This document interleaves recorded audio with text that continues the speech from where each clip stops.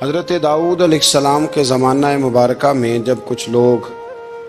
کفر کے خلاف جہاد کرنے نکلے تھے تو انہوں نے دعا فرمائی تھی۔ دعا کے الفاظ بڑے خوبصورت ہیں، قرآن مجید کا تو حرف حرف ہی بڑا پیارا ہے اور لفظ لفظ ہی بڑا حسین ہے۔ کہا ربنا افرغ علینا صبرا، اے اللہ ہم پر صبر انڈیل دے،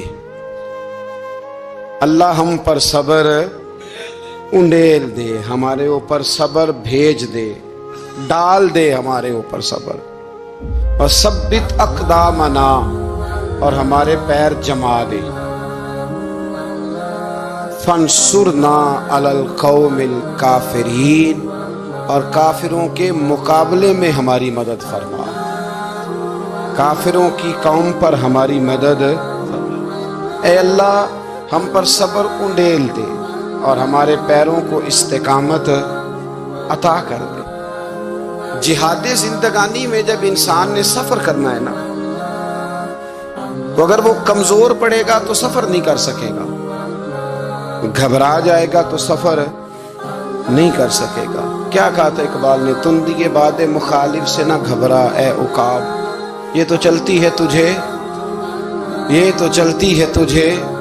اونچا اڑانے کے لیے، اونچا اڑانے کے۔ میں نے سنا ہے، مجھے پکا نہیں پتا، میں نے سنا ہے کہ ہوا تیز ہو تو جہاز کی سپیڈ لوگ بڑھا دیتے ہیں۔ مخالف سمت اگر ہوا تیز ہو تو جہاز کی سپیڈ، یعنی وہ اگر تیز چل رہی ہے تو ادھر سے بھی تیز چلے گی تو اس کا سینہ ذرا جلدی چیرا جائے گا اور آگے بڑھے گی۔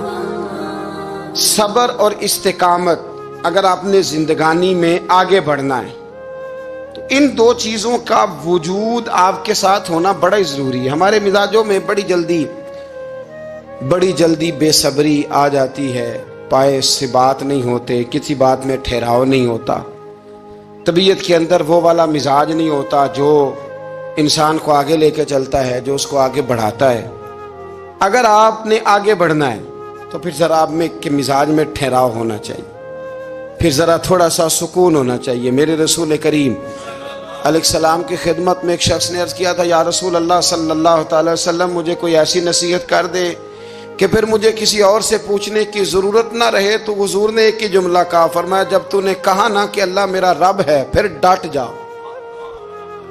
پھر اس پہ ڈٹ جا، پھر کھڑا ہونا سیکھ۔ جب آپ میں استقامت ہوتی ہے، صبر ہوتا ہے، دیکھیں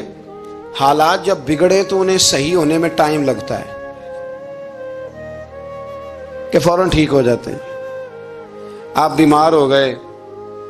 تکلیف ہوئی، کوئی آپ کو بیماری لگ گئی، آپ ڈاکٹر صاحب کے پاس گئے، انہوں نے آپ کو دیکھا، ٹریٹمنٹ کی، پھر دوائیاں لکھیں،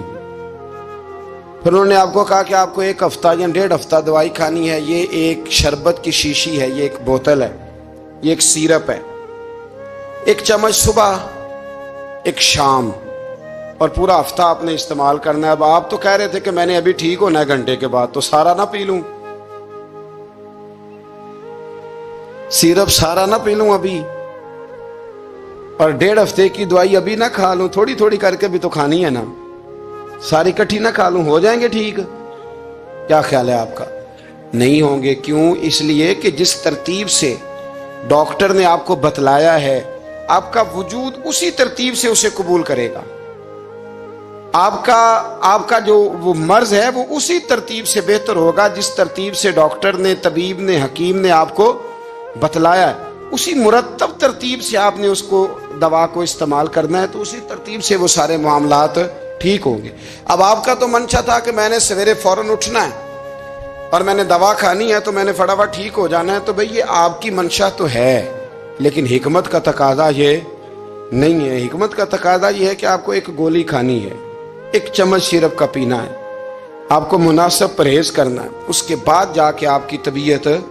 ٹھیک ہوگی۔ لیکن اگر آپ کا یہ پروگرام بن گیا ہے کہ نہیں میں نے تو شام کو ہی ٹھیک ہونا ہے، تو یہ ممکن ہے نہیں ہے۔ اس کے لیے آپ کو ذہنی طور پر تیار ہونا چاہیے،